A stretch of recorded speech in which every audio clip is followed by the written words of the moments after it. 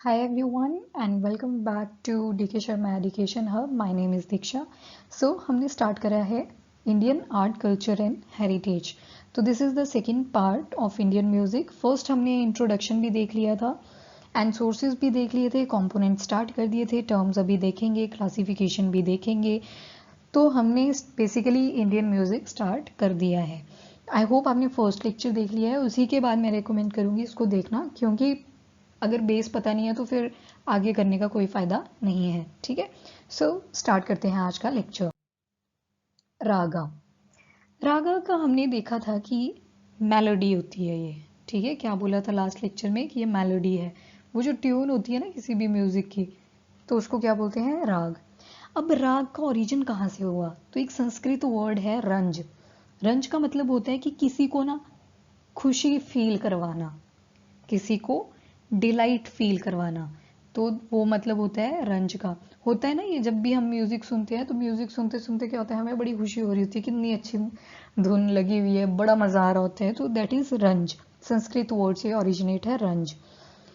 फिर फर्दर राग जो है वो 3 जातीज या कैटेगरीज बोल लो, उसमें डिवाइड करके रखा है. उन जातीज के बारे में पढ़ना बहुत ज़्यादा इंपॉर्टेंट है एंड इनको कैटेगरीज भी आप बोल सकते हो.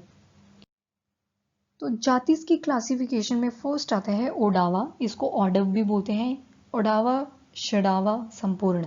मेरे साथ एक बार बोलो, ओडावा, षडावा, संपूर्ण. ओडावा, षडावा, संपूर्ण.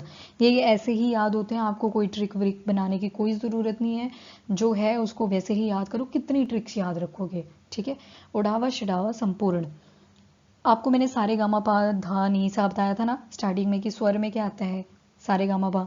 ठीक है, वही उनकी ही बात होगी यहाँ पे. पर आपको इतना याद रखना है कि जो ओडावा है ना, उसमें सिर्फ 5 नोट्स हैं, 5 स्वर हैं. जो षडावा है ना, उसमें सिर्फ 6 नोट्स हैं. मतलब सारे गामा पा धा नी, एक चीज मिसिंग होएगी. संपूर्ण का क्या मतलब होता है? कंप्लीट. तो इसमें क्या होंगे? 7 के 7 notes. This is only about the jatis. इतना सा ही याद रखना है जातिज के बारे में. ओडावा, षडावा एंड संपूर्ण. 5 नोट्स ओडावा में, 6 नोट षडावा में एंड 7 नोट संपूर्ण में. नोट्स लिख लो चाहे स्वरा लिख लो, that's your choice. Types of ragas. अब कुछ टाइप्स भी होंगे रागा के. पहले तो हमने करा कि हर राग को जातिज में डिवाइड करा हुआ है. अब बोला कि राग के भी अपने कुछ टाइप्स हैं. तो 3 तरह का होता है. पहला बोला शुद्ध राग, दूसरा बोला छाया राग, तीसरा बोला संकीर्ण राग. ठीक है. तो जो शुद्ध है, नाम से ही पता लग रहा है कि बिल्कुल प्योर होगा ये.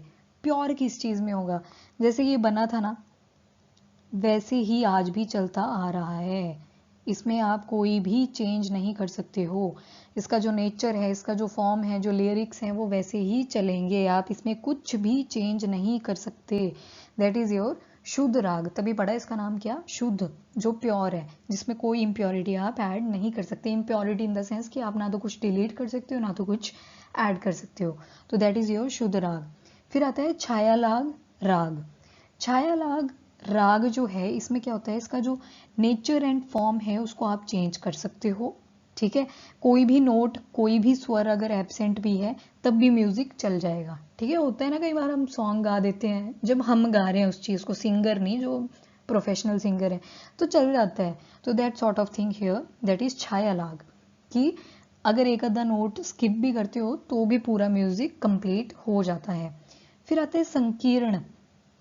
अब संकीर्ण में क्या है? मिक्सचर ऑफ 2 और मोर राग्स.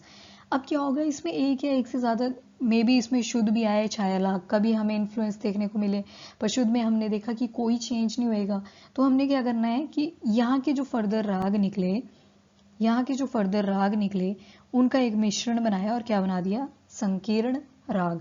इतना डिटेल में याद नहीं रखना है, बस इतना याद रखना है कि शुद्ध में आप चेंज नहीं कर सकते, छाया लाग में आप चेंज कर सकते हो, संकीर्ण में आप मिक्स कर सकते हो राग को. ठीक है.